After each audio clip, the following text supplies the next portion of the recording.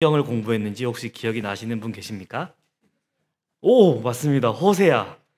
호세아를 공부했습니다. 비참한 상황의 남편 호세아의 모습을 함께 나눴습니다. 오늘 이 시간에는 그 다음 성경인 제가 여기다가 적어놨는데 누구인지 아시겠나요? 여기 밑에 있습니다. 밑에 M으로 시작하는. 네, 맞습니다. 오늘은 미가 성경을 함께 나눠보도록 하겠습니다. 성도님들 혹시 미가 지금 소선지서 계속 하고 있는데 미가가 몇 번째 선지자인지 기억은 잘 못하시겠죠? 벌써 여섯 번째입니다. 소선지서가 총 12명의 선지자들의 성경으로 이루어져 있다고 말씀드렸는데 오늘 이 성경을 넘어가면 절반이나 우리가 했습니다. 처음에 우리가 오바댜로부터 시작을 했어요. 근데 오바댜가 제가 날짜를 보니까 작년 3월 20일, 올해가 지금이 3월 12일이니까 지금 6개 성경하는데 약 1년이 걸렸습니다. 그래서 앞으로 1년만 더 하면 우리가 소선지서를 다 끝낼 수 있습니다. 오바댜, 요엘, 요나, 아모스, 호세아, 그리고 오늘 미가 성경을 함께 나누도록 하겠습니다. 오늘 미가서 공부하기 전에 저번 시간에 나눴던 호세아에 대해서 잠깐 얘기하고 넘어가도록 하겠습니다. 호세아의 상황은 계속해서 아내가 집을 나갔어요. 그래서 집에 있는 모든 재산, 내 돈과 그것도 부족하자 집에 있던 곡식들, 집에 있는 돈 될 만한 것들을 다 가지고 가서 이제 내 아내를 다시 사옵니다. 그때 남편의 마음을 한번 떠올려 보시기 바랍니다. 그리고 그 아내가 임신을 했습니다. 근데 이 아이가 내 아들이 아닌 것 같아라는 마음이 들 때 그 당시에 호세아의 마음은 어떠했는가? 이것이 하나님께서 느끼셨던 그 고통과 아픔이다라고 제가 말씀을 드렸습니다. 하나님께서는 스스로 비참함을 당하셨습니다. 우리를 사랑하시기 때문에요. 그래서 그 비참하셨던 그분은 그럼에도 불구하고 우리를 놓지 않으셨습니다. 호세아서를 통해서 우리는 하나님 마음속에 깊은 사랑, 인내, 그리고 하나님의 슬픔, 그리고 하나님께서는 우리를 계속해서 용서하시지만 그렇지만 공의의 하나님이시고 그렇기 때문에 심판을 하셔야 했지만 회개하면 반드시 회복시키리라 하는 약속을 주셨던 것을 우리는 배웠습니다. 하나님은 이스라엘의 죄에 대해서는 공정하게 심판하시지만 그들에게 다시 기회를 주며 회복시키고자 하셨던 것이 우리는 지난 시간에 배웠습니다. 그러면 미가서 교재 시작하도록 하겠습니다.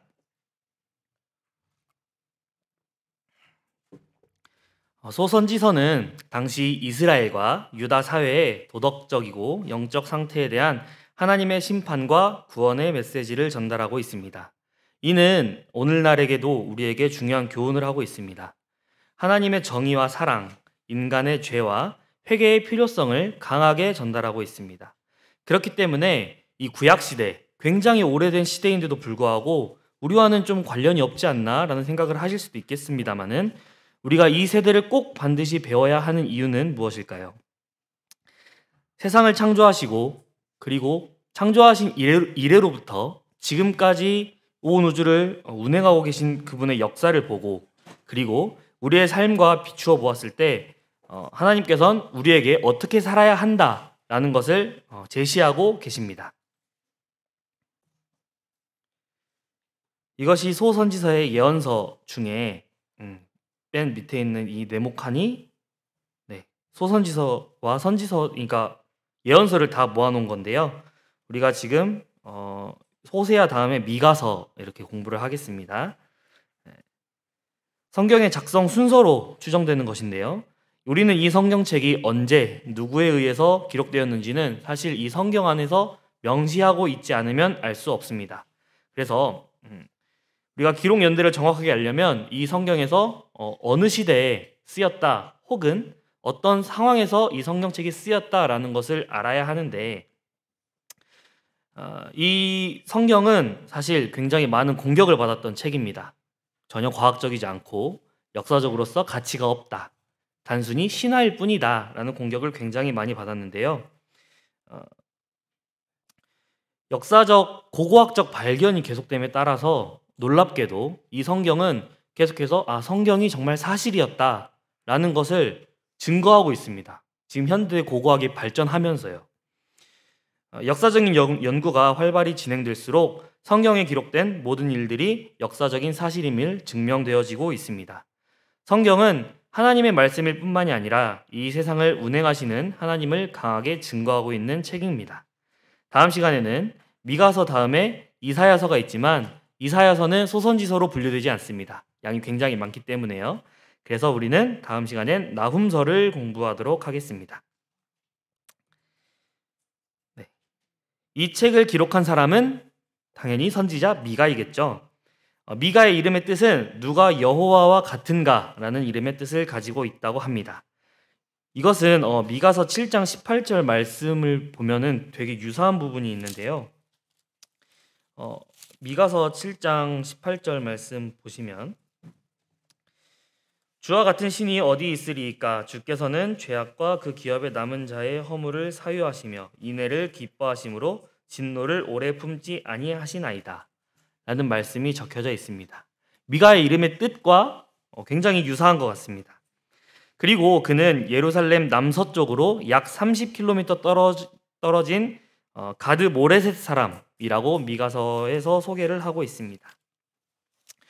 그리고 미가서 1장 1절에 보면 굉장히 친절하게 어떤 왕의 시대에 내가 사역을 했다. 그리고 이 시대에 내가 일을 했다라는 것을 말해주고 있습니다. 이 왕들의 이름을 보았을 때 아마도 그는 이사야 선지자와 동시대에 사역했을 것이라고 추측할 수 있습니다. 그의 예언은 굉장히 이사야 성경과 유사합니다. 그 예로 이사야서 2장 2절 3절 그리고 미가서 4장 1절과 2절은 거의 동일한 단어를 사용하는 것을 우리는 볼 수 있습니다. 이사야는 유다와 예루살렘에 관해서 말씀을 하고 있고요. 미가는 사마리아와 예루살렘에 관해서 말씀하고 있습니다. 사마리아는 북이스라엘의 중심지이고 예루살렘은 남유다의 중심지입니다. 미가서는 유대 왕들의 연대를 말하지만 이 말씀의 수신자들은 남유다와 북이스라엘입니다. 단순히 미가는 남유다에서 활동했던 사람이지만 남유다 사람들에게만 외쳤던 것이 아니라 북이스라엘 사람들에게도 외쳤습니다. 미가가 방금 전에 모레셋 사람이라고 제가 말씀을 드렸는데요. 이 모레셋은 예루살렘 남쪽으로 화살표로 제가 적어놨는데 남쪽에 있는 시골 마을이라고 합니다. 그래서 미가를 보통 귀족 출신인 이사야와 대비해서 농민 출신의 선지자라고도 부릅니다. 사마리아와 예루살렘에 대한 심판을 경고함으로 미가서는 시작을 하게 되는데 그는 북이스라엘 멸망을 바라보면서 활동한 마지막 선지자로 추측됩니다. 히스기야 시대라고 했는데 히스기야 시대 때 북이스라엘은 아수르에 의해서 멸망을 당합니다. 미가는 주로 평민들을 상대로 사역했던 것으로 보입니다. 딱 보기에 지금 복잡하게 이렇게 적어놨지만 제가 방금 전에 말씀드렸던 이사야서 2장 2절 3절 그리고 미가서 4장 1절 2절을 그대로 가지고 왔습니다. 보시면 성경의 내용이 굉장히 유사한 것을 볼 수 있습니다. 그렇죠? 그래서 미가와 이사야는 동시대에 사역을 했고 아마도 둘이 교류가 있지 않았었을까라는 생각을 하게 됩니다. 그리고 여기에 있는 이 말씀이 되게 어디서 많이 본 말씀인 것처럼 보이는 분들도 계실 거예요. 혹시 CCM 찬양 중에 오라 우리가라는 찬양 아세요? 네. 오라 우리가 여호와의 산에 올라. 네. 이 찬양이 사실 이 미가서, 이사야서 성경을 이제 가지고 와서 가사를 썼더라고요. 저는 사실 이 미가서 공부를 하기 전에 미가서라고 하면 사실 성도님들 다들 아시는 것처럼 5장 2절에 나오는 예수 그리스도를 예언하는 책이다. 이 정도는 알고 있었어요. 근데 미가서에 있는 이 말씀들이 굉장히 은혜로운 말씀들이 굉장히 많더라고요. 그래서 방금 전에 제가 불러드렸던 오라 우리가 찬양 말고도 미가서 6장 8절에 있는 그 말씀으로 가사를 그대로 인용해서 쓴 또 찬양도 있더라고요. 성도님들 오늘 집에 가시면서 차에서 혹시 들으실 수 있으면 찬양 한번 들으시면서 집에 가셔도 좋을 것 같습니다. 이 내용의 하나하나가 노래 가사로 쓰일 만큼 얼마나 아름다운가라는 생각을 다시 하게 되었습니다. 미가는 주전 8세기경 활동한 선지자입니다. 그리고 북이스라엘과 남유다의 하나님의 심판 그리고 회복을 선포했습니다.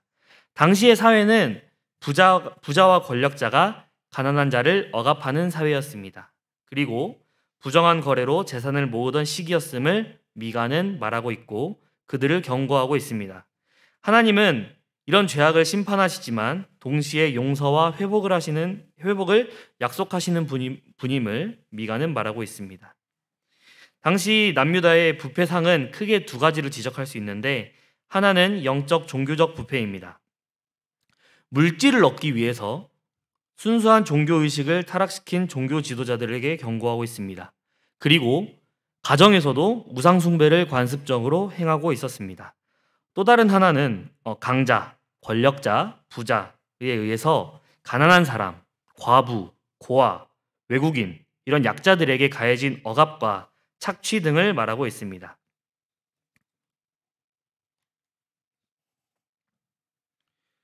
미가서 2장 2절 밭들을 탐하여 빼앗고 집들을 탐하여 차지하니 그들이 남자와 그의 집과 사람과 그의 산업을 강탈하도다. 미가서 2장 2절 말씀입니다. 미가서 3장 11절은 사실 더 가관인데요. 그들의 우두머리들은 뇌물을 위하여 재판하며 그들의 제사장은 삭슬 위하여 교훈하며 그들의 선지자는 돈을 위하여 점을 치면서 그러면서 불구하고 여호와를 의뢰하여 이루기를 여호와께서 우리 중에 계시지 아니하냐 재앙이 우리에게 임하지 아니하리라 하는도다. 미가서 3장 11절 말씀이었습니다. 경제적으로 상류층들은 부를 축적했습니다. 그러나 이런 농민과 가난한 사람들은 계속해서 이 강자들에게 상류층들에게 착취당했는데 이 부유층의 횡포는 이랬습니다. 힘없는 자들의 토지를 빼앗고요. 공정한 재판이 이루어지지 않게끔 하고 뇌물이 오가고 정의가 이루어지지 않는 사회였습니다. 이에 가난한 자들은 자신의 토지와 재산을 강제로 빼앗겼습니다. 그래서 결국 노예로 팔려가는 경우가 많았는데요. 토지의 매매는 율법적으로 금지되어 있었습니다. 이 금지된 율법에서 금지하고 있는 이 행위를 이스라엘의 사회가 용인하고 있었던 것입니다. 경제적 불평등이 극심했습니다. 그래서 부자들은 계속해서 부유해지고 가난한 자들은 계속해서 가난해졌습니다. 당시에 모레셋이라는 시골에 살고 있던 미가는 이 장면을 너무 많이 보았을 것입니다. 그리고 이를 굉장히 안타까워했을 것이에요. 이러한 죄를 짓고 있을 때 이들을 가르쳤어야 하는 사람이 누구인가? 당연히 선지자들과 종교 지도자들이 하나님의 말씀을 받아서 죄를 짓고 있는 그들을 바로 잡아야 했습니다. 그런데 그들은 백성들에게 올바른 신앙을 가르치지 않았습니다. 오히려 자신들의 이익을 위해서 행동합니다. 하나님을 가르쳐야 하는 사람들이 하나님이 가장 싫어하시는 일을 솔선수범해서 나서서 하고 있었습니다. 제사장들과 선지자들마저 타락했고 하나님의 말씀은 더 이상 들려지지 않았습니다. 제사장들은 돈을 받고 율법을 가르쳤고 거짓 선지자들은 부자들에게 아첨하며 잘못된 예언을 했습니다. 백성들은 참된 신앙보다 형식적인 종교 행사에 더 집중했고 심지어는 우상숭배를 하는 모습을 보였습니다. 하나님을 진정으로 섬기기보다 종교적인 행위를 통해서 자기 의를 쌓으려 한 것으로 보입니다. 제사는 계속해서 드렸습니다. 그러나 그들의 마음속에 하나님이 없었습니다. 그래서 하나님께서는 그 제사를 받지 못하시고 하나님은 기뻐하실 수 없으셨습니다. 참된 경건보다는 겉모습만 중요시하던 신앙이 퍼져있던 사회였습니다. 이러한 배경 속에서 미가는 외쳤습니다. 회개하고 하나님께 돌아와라.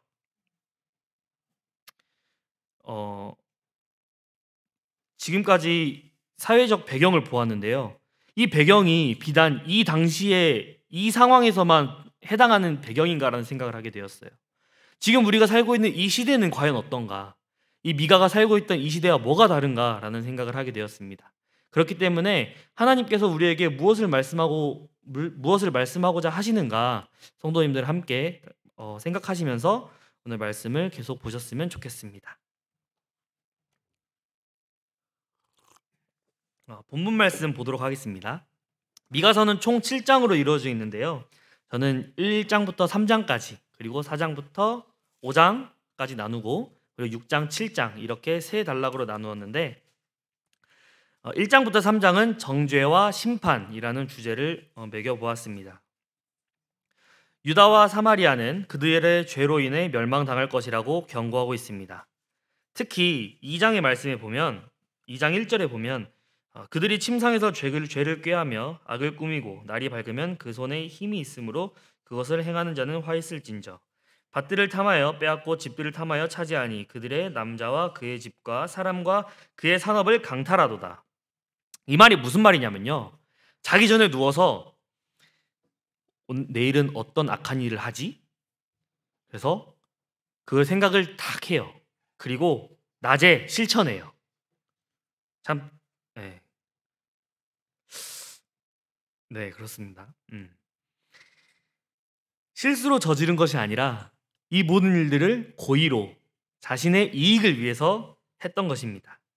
선견자들과 선지자들은 허망하게 행하며 거짓말로 예언했습니다. 3장에서 야곱의 두령들과 이스라엘 족속의 치리자들은 가난한 자를 착취하였으며, 선지자들도 사리사욕을 위해서 백성들을 유혹했고, 제사장들도 삭슬을 위해서 말씀을 전했습니다. 그러나 오직 미가만이 이 악한 세대에서 하나님의 뜻을 신실하게 증거했습니다. 미가서 4장, 5장은 하나님의 회복의 약속, 그리고 메시아의 출현에 대한 예언을 다루고 있습니다. 이러한 악한 세대 가운데서 살아가고 있던 백성들이지만 하나님께서는 여전히 그들을 사랑하신다는 것을 보여주고 있는 반전의 성경입니다. 1장과 3장에서 심판과 경고가 주로 강조되었다면 4장과 5장에서는 희망과 구원의 메시지가 중심적으로 나누어집니다. 메시아의 탄생 예언이 직접적으로 언급된 성경 말씀입니다. 우리 한번 다 같이 읽어볼까요? 미가서 5장 2절입니다. 시작. 베들레헴 에브라다야,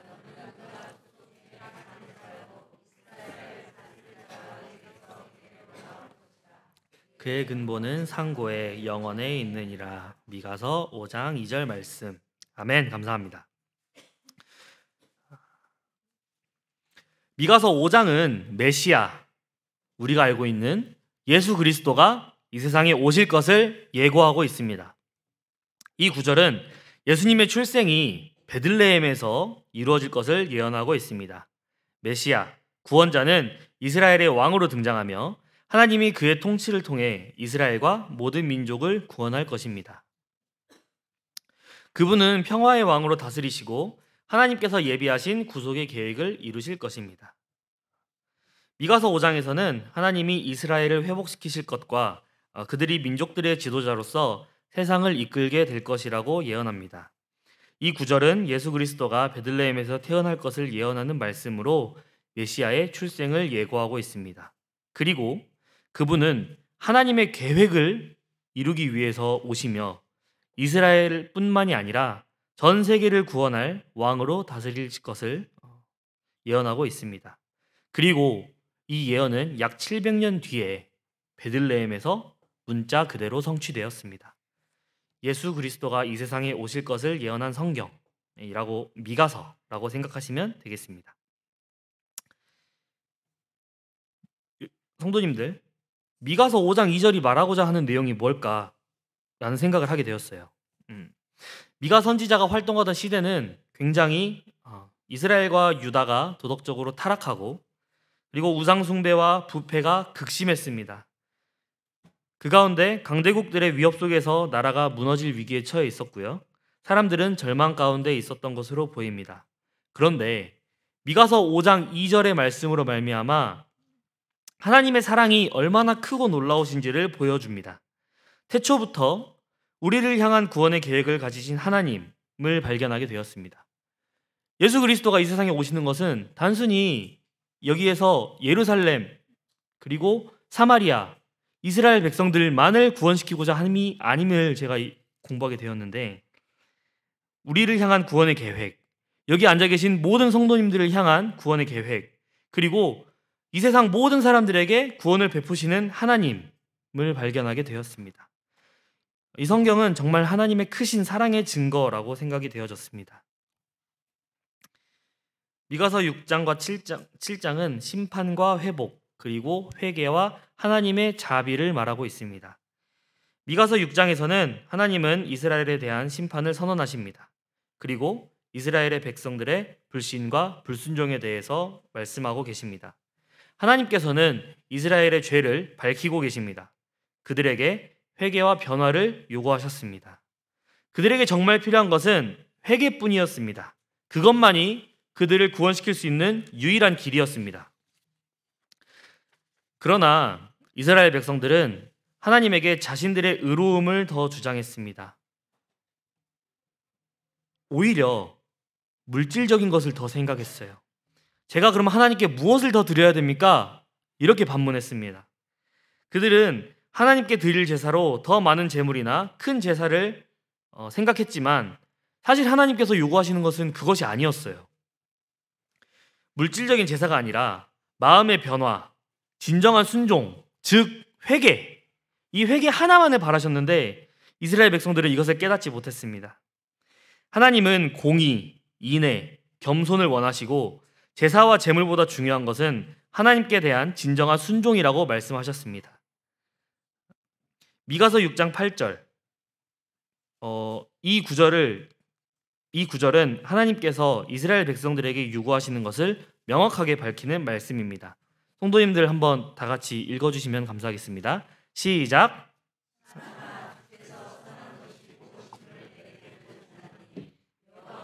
내게 구하시는 것은 오직 정의를 행하며 인자를 행하며 사랑하며 겸손하게 내 하나님과 함께 행하는 것이 아니냐. 미가서 6장 8절 말씀. 저는 이 미가서 6장 8절을 이 미가 전체의 주제라고 봐도 될 것 같습니다. 제사와 보여지는 행위보다 정의로, 그리고 사랑, 겸손을 실천하는 것이 하나님께서 원하시는 참된 믿음의 모습입니다. 미가서 7장은 이스라엘의 도덕적 타락과 부패로 인해 미가가 슬퍼하고 탄식하는 내용으로 시작합니다. 백성들은 계속해서 불의, 부패, 타락 속에서 살아가고 있었으며 그로 인해 하나님의 심판이 임박해 있음을 인식하고 있었습니다. 미가는 하나님께 회개하고 하나님의 자비를 구하는 마음을 표현하고 있습니다. 그는 하나님의 용서와 회복의 가능성을 믿고 하나님께서 이스라엘을 다시 회복시키실 것을 소망하고 있습니다. 미가서 7장 19절에 미가가 다시 우리를 불쌍히 여기셔서 우리의 죄악을 발로 밟으시고 우리의 모든 죄를 깊은 바다에 던지시리이다 라는 하나님께서 하나님의 자비를 구하는 마음을 표현하고 있습니다. 그는 회개하고 돌아왔을 때 하나님께서 반드시 자신을 다시 받아주실 것이다, 이스라엘 백성들을 다시 받아주실 것이라는 확신이 있었던 것 같습니다. 미가는 하나님은 자비롭고 용서의 하나님임을 고백했습니다. 이스라엘이 회개하고 돌아갈 때 하나님은 반드시 그들을 용서하시고 회복시키실 것이라고 확신합니다. 하나님의 자비와 회복의 약속이 담긴 마지막 부분에서 이스라엘은 결국 하나님의 은혜와 구원을 경험하게 될 것이라고 말하고 있습니다. 이 구절은 하나님의 용서와 자비에 대한 약속을 확신하는 말씀입니다. 하나님은 우리의 죄를 용서하시고 그것을 바다 깊은 곳에 던져버리시며 더 이상 기억하지 않으신다라는 놀라운 자비를 보여주고 있습니다. 그리고 회개하고 하나님께 돌아간 남유다, 당시에 왕은 히스기야였는데 히스기야 왕이 이사야와 미가의 외침을 듣고 마음을 돌이킵니다. 나라가 돌이켜요. 그래서 남유다는 더 이상 하나님 앞에서 죄를 짓지 않으려고 하는 모습들을 보여요. 회개한 남유다는 어떻게 되었을까요? 네, 하나님께서 멸망시키지 않으시고 그걸 다시 돌이키셨어요. 그렇지만 북이스라엘은 어땠을까요? 네, 돌이키지 않았습니다. 그리고 결국 아수르 제국에 의해서 멸망당하고 맙니다. 그리고 사마리아는 그 아수르 제국의 혼혈 정책으로 인해서 이제 외부인들과 이방인들과 피가 섞이고 마는 그런 일이 발생됩니다. 선지자 미가는 이스라엘 백성에게 두 가지 확실한 것을 보여주었습니다. 첫째는 죄 있는 이스라엘은 심판을 받으리라는 것, 그리고 둘째로는 심판받은 후 이스라엘이 회복되고 왕국이 임하리라는 것입니다. 이것은 그들에게 죄를 회개하고 소망을 갖게 하였습니다. 그런데 이와 같이 평화를 주장하시는 왕국의 통치자는 누구일까요? 그는 다른 분만이 아니라 사람뿐만이 아니라 하나님과 동등이신 신성을 가지신 분인데 유대 모든 고을 중에서 작은 베들레헴에서 탄생해서 이스라엘 세상을 다스릴 자가 나올 것이라고 하였습니다. 미가서 5장 2절에 베들레헴 에브라다야 너는 유다 족속 중에서 작을지라도 이스라엘을 다스릴 자가 내게로 나올 것이라. 그의 근본은 상고의 태초에니라. 그래서 미가는 메시아의 탄생지 예언자로서 굉장히 유명한 선지자입니다. 그래서 이 5장 2절을 보면서 굉장히 개인적인 의문이 들었는데요. 하나님의 말씀대로 살아가지 않는 이스라엘 백성들에게 왜 이런 영광스럽고 굉장히 놀랍고 놀라우신 회복의 예언이 왜 하필 지금? 왜 지금 이 순간에 말씀하셨을까? 지금의 이 타이밍이 맞았을까? 오히려 하나님을 더 잘 섬기고 있던 이스라엘들에게 너희 지금은 힘들지만 걱정하지 마. 내가 메시아를 보내줄 거야. 라는 회복의 말씀을 주시는 것이 더 좋지 않았을까? 라는 생각을 하게 됐어요. 뭐가 이쁘다고? 회복시키신다는 약속을 하셨으면 됐지. 온 세상을 모든 영혼들을 구원하실 거라는 약속을 왜 하셨을까? 라는 생각을 하게 되었습니다. 그런데 하나님께서 이런 말씀을 주셨습니다. 하나님께서는 완벽하신 분이시고 완전하신 분이십니다. 하나님 뜻은 지금이 가장 완벽한 타이밍이셨던 것입니다. 갈라디아서 4장 4절에 때가 참에 하나님이 그 아들을 보내사 라고 성경에 나와 있습니다. 하나님께서는 예수님을 아무 때나 보낸 것이 아닙니다. 이스라엘이 정치적 영적으로 무너지고 로마 제국이 통일돼서 복음이 빠르게 전파될 수 있는 환경이 조성되었을 때 유대인들이 그 핍박으로 인해서 간절히 메시아를 기다릴 때 예수님이 오심을 예언하시고 때가 되어 보내셨습니다. 이 구절에서 예수님의 근본이 상고에 태초에 있다고 말씀하십니다. 이는 하나님께서 이 태초에 이 온 우주가 시작할 때 그 처음부터 우리를 사랑하시고 우리를 구원할 계획을 세우셨다는 것을 보여주고 있습니다. 인간이 죄를 짓기 전부터 하나님은 이미 예수 그리스도를 통해 우리를 구원할 계획을 가지고 계셨습니다. 하나님의 사랑과 신실하심을 보여주고 있습니다. 하나님은 단순히 심판만을 계획하시는 분이 아니라 언제나 회복과 구원을 준비하고 계신 분입니다. 비록 사람들은 하나님을 떠나서 죄악 속에 살아왔고 죄악 속에 살고 있었고 하나님께서 미워하시는 것, 싫어하시는 것, 하나님과 절대 함께할 수 없는 것, 죄와 함께 살고 있었지만 하나님께서는 여전히 그들을 사랑하셨습니다. 그리고 여전히 그들을 사랑하셨기 때문에 구원의 길을 열어주시겠다는 신실한 약속을 하셨습니다. 이것은 비단 이 당시에 남유다 사람들과 북이스라엘 사람들에게만 해당된 말씀이 아닙니다. 하나님은 죄에 빠져있던 우리까지도 너무 사랑하셨기 때문에 예수님을 이 세상에 보내신다는 것을 이 소선지서를 통해서 보여주고 계십니다. 하나님은 세상에 가득한 죄악 가운데서도 인간을 쓸어버리실 수도 있으신 분이심을 우리는 알고 있습니다. 그러나 그분의 분노는 죄에만 해당됩니다. 죄를 짓고 있는 우리 죄인 저를 사랑하셔서 저를 사랑하신다는 것을 깨닫게 됩니다.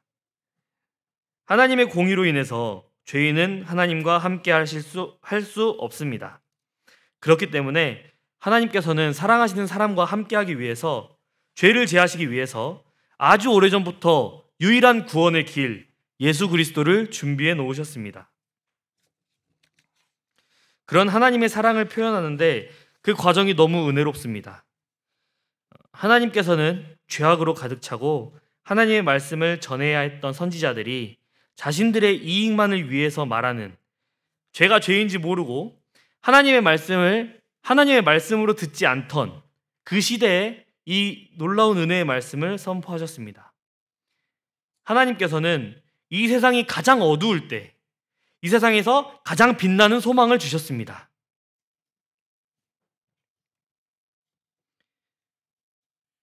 미가서를 통해서 하나님의 사랑은 공의와 자비가 합쳐진 형태로 나타납니다.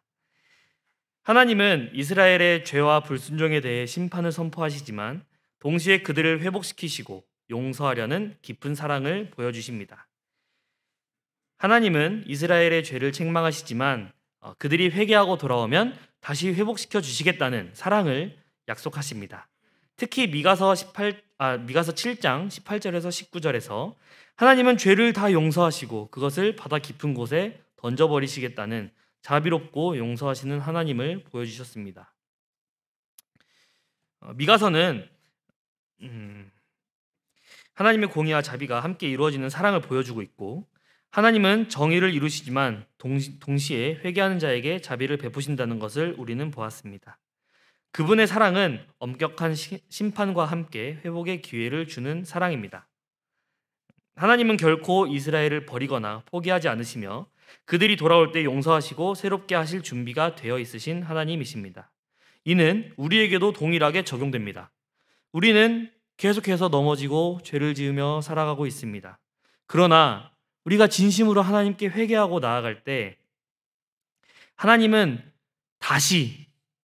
내가 다시 죄를 지어도 다시 하나님께 돌아가면 하나님은 다시 받아주시고, 우리가 넘어질 때마다 용서하시고, 우리가 하나님을 떠나려고 할 때마다 기다려주시는, 그리고 회복시키시는 사랑의 하나님이심을 우리는 알 수 있습니다.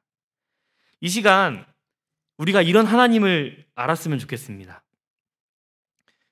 이 미가서 성경 공부를 마치면서 제가 방금 전에 말씀 시작하기 전에 소선지서가 총 12강 중에 지금 6번째 강의를 한다고 말씀을 드렸어요. 사실 이 말씀을 준비하면서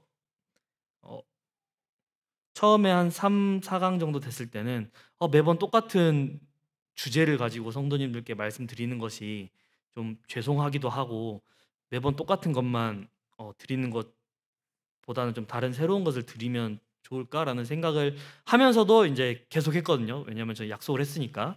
근데 미가서 공부를 하면서 정말 많이 울었던 것 같아요. 그래서 항상 모든 주제가 동일했는데 이 미가서 말씀 준비를 통해서 저에게도 강하게 말씀하시는 것이 있었던 것 같습니다. 하나님은 여전히 언제나 나를 사랑하신다는 것을 보게 되었습니다. 성도님들도 이런 하나님의 사랑을 기억하시고 오늘 집에 가시면서는 미가서 찬양을 들으시고 집에 가셔서는 미가서를 한번 읽어보시기 바랍니다. 미가서를 한번 읽어보시고 하나님의 사랑이 얼마나 크고 놀라우신지 성도님들이 직접 한번 경험을 해보셨으면 좋겠습니다. 그러면 기도하고 오늘 말씀을 마치도록 하겠습니다.